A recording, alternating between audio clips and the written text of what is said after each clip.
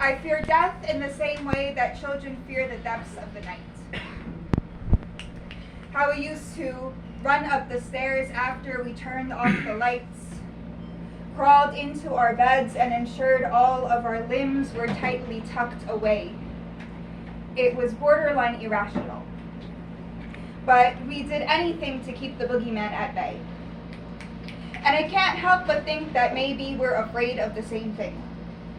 We fear what we cannot see, what we do not understand, how the shadows of the night warp all that we know for certain into uncertainties, and how uncertain I am of what happens after we rest permanently. I learned quite quickly that the boogeyman and the reaper were just as equally terrifying. He visited me when I was 6 as the Atlantic opened its mouth agape and its waves nearly consumed me. I remember nothing other than the taste of salt on my tongue and the burn of water in my lungs as the ocean swallowed me whole. But I guess somewhere along the line, the universe decided it wasn't my time yet. I remember sinking in and out of consciousness at the helm of my father's arms as he carried me to shore. I woke up at my mother's feet, and I'm certain she was glad that I was alive, because never did we dare speak about how I almost died. The concepts of death and dying were tunes I couldn't remove from my head.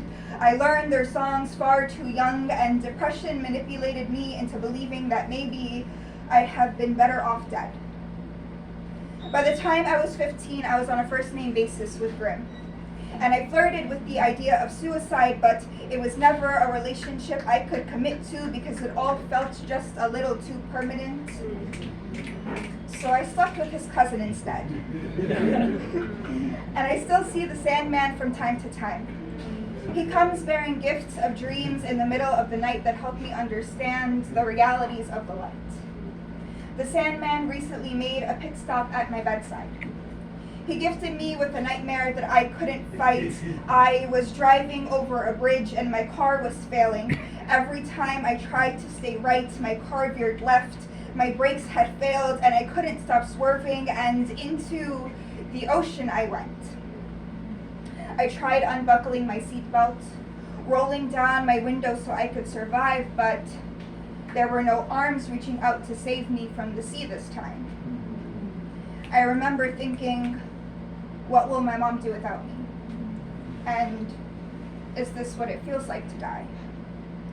I fear death and dying because rebirth is a concept far past my understanding. I remember letting go of my anxieties because all of the fears I embodied were far beyond me. I woke up sobered by tears and sweat, and my dream reminded me that my life was once worth saving. And a life worth being saved is one worth being lived despite difficulty. I still find it ironic that I nearly died by the very waters that give life. Cleanse sin, purify impurities. It wouldn't be insane to assume that I'd have grown fearful of the body that nearly took mine. But I found beauty in her ability to sustain and take away. And to this day, I'm a fool for the siren's call, mesmerized by the ocean's charm. I learned what a gift it is to allow the sands of time to etch murals into the backs of your hands, to wear polka dots where the sun kissed your skin too many times. I allow the dates on calendars to roll like tides. Because although I do fear death and dying, like children fear the night, I embrace a life worth living even more.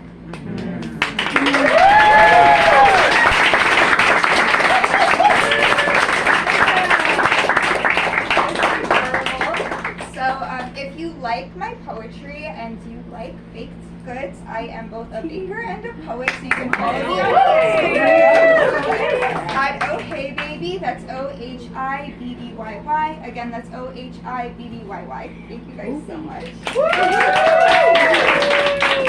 Yes, give it up again.